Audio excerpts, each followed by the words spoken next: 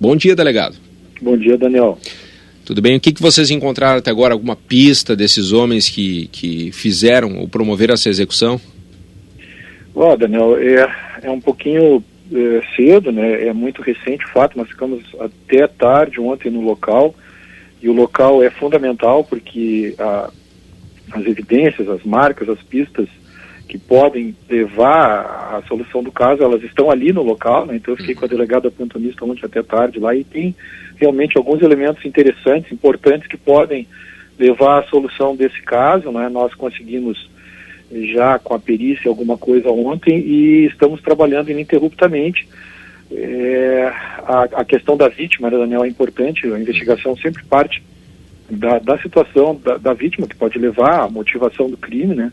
Era uma menina com problemas sociais realmente graves, uma adolescente de 17 anos, que não tinha mais os seus pais, vivia junto com marginais, traficantes, lá pequenos meliantes ali, né? Então, não estudava, não trabalhava, um histórico assim bem deprimente nesse aspecto. Infelizmente, a gente sabe que uma situação dessas, o caminho é presídio e infelizmente acabar morrendo, como aconteceu. Sim, tem alguma coisa a ver com o tráfico de drogas? Pode ter, sim, Daniel. Pode ter ali, apesar de ser uma área central, uma área nobre, né, Menino Deus, ali. A gente sabe que algumas regiões da cidade, né, apesar da população de classe média alta, tem alguns nichos assim que guardam ali algum potencial de tráfico, alguma vila, alguma situação e ali tem sim, e ela estava morando ali por último, né? Sim.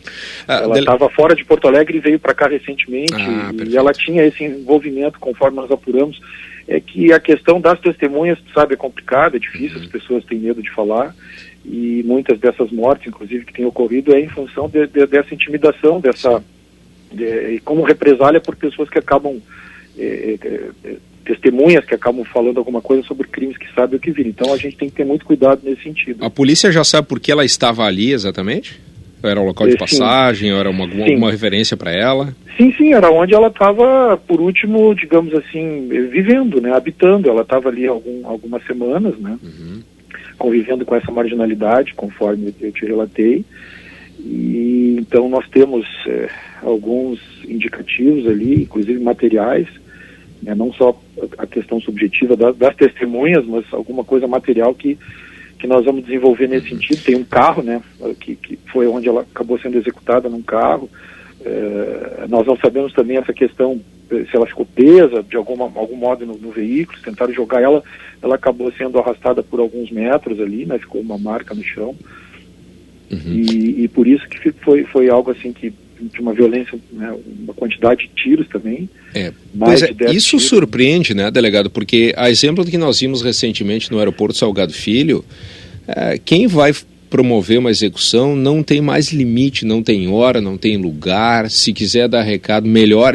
Nos parece que é mais evidente ainda que queiram dar recado com isso, né?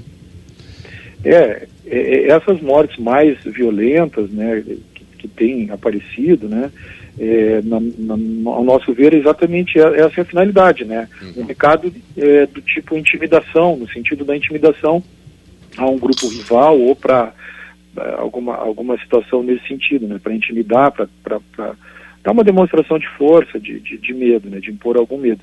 E a questão do local é realmente quando acontecem esses crimes de execução em locais de mais acesso ao público, como aeroporto, ou em áreas mais centrais, como no Menino Deus, acaba chamando mais atenção e a população, com razão, fica preocupada, né? Sim. Porque as pessoas de bem estão ali no entorno e muitas vezes acaba sobrando um tiro, então essa é a preocupação natural, com razão, né?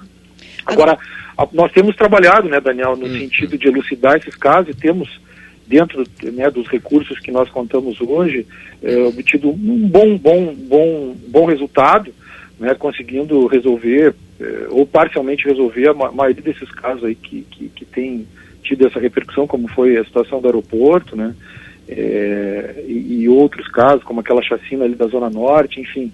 A Polícia Civil tem cumprido seu papel no sentido da investigação, no sentido de apurar, que é a atribuição da Polícia Civil, investigar, formar prova, levar ao Poder Judiciário, levar ao Ministério Público esses elementos de prova, porque esses crimes contra a vida, eles vão à júri, né?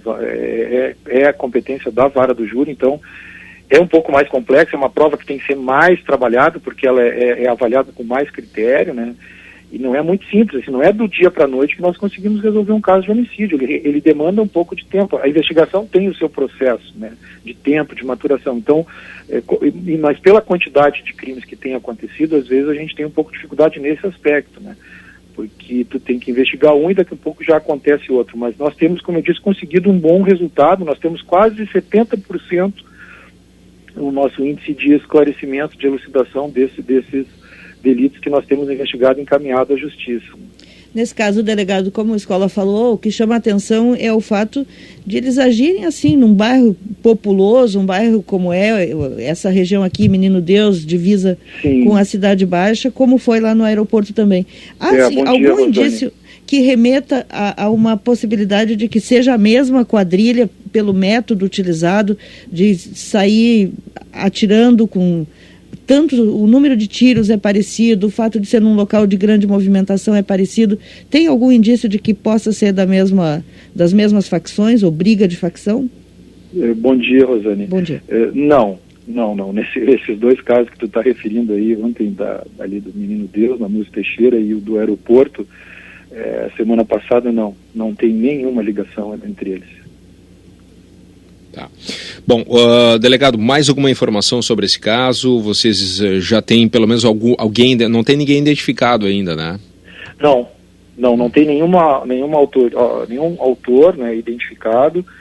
Temos algumas linhas, né, de investigação, como eu te falei, é recente. Sim. Né? O crime foi essa madrugada, eu estive lá junto, a delegada de plantão e o delegado que tem atribuição de investigar o fato, o delegado Abirano, da 2ª de homicídio, está conosco, já com a equipe toda mobilizada para fazer análise do material que nós conseguimos lá no local, para ouvir algumas pessoas que, apesar de, né, o receio, o silêncio, é importante que nós consigamos persuadi-las, né, a falar alguma coisa. Enfim, a gente está fazendo o possível, trabalhando para conseguir definir a linha e aí partir, então, para a prisão dos autores, que é o nosso objetivo, né, elucidar o caso, prender os responsáveis.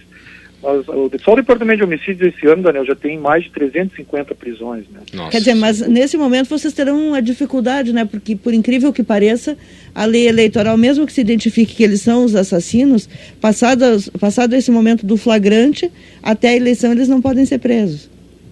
A lei eleitoral, ela é clara e objetiva, né, Rosane? Só pode ser preso nesse período alguém em flagrante delito, ou por sentença condenatória, né? Algum crime anterior condenatório. Então, mas talvez seja o tempo que nós precisamos justamente para maturar essa investigação, e até lá já vai ser possível fazer a prisão dos responsáveis, certamente. Perfeito. Delegado Grilo, muito obrigado pela sua atenção nessa manhã, bom trabalho, boa sorte nessa investigação aí. Obrigado, à disposição de vocês. Muito obrigado. Delegado Paulo Rogério Grilo, aqui conosco, diretor do Departamento de Homicídios, Investigação de Homicídios da Polícia Civil.